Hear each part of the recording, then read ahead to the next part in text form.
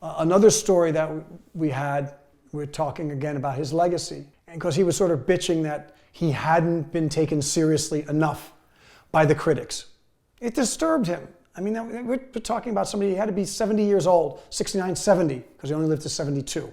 And here he was, the most famous musician, classic musician America ever produced.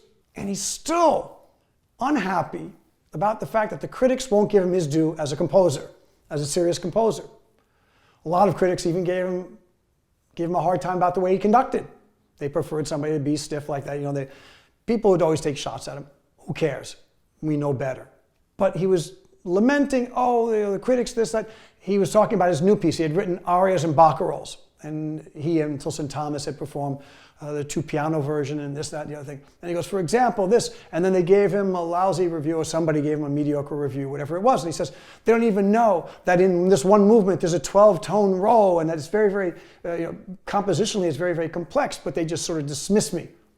And John and I looked at him. I said, Lenny, you're Leonard Bernstein. You wrote Maria. You wrote West Side Story. They're going to be doing West Side Story and your other works 100 years after you're gone. These other composers that think that they're all that are gatekeepers, that are writing ultra-dissonant contemporary music, and that are receiving all these awards. Everybody writes these great reviews. At that time, the New York Philharmonic was definitely skewed towards the very, very dissonant.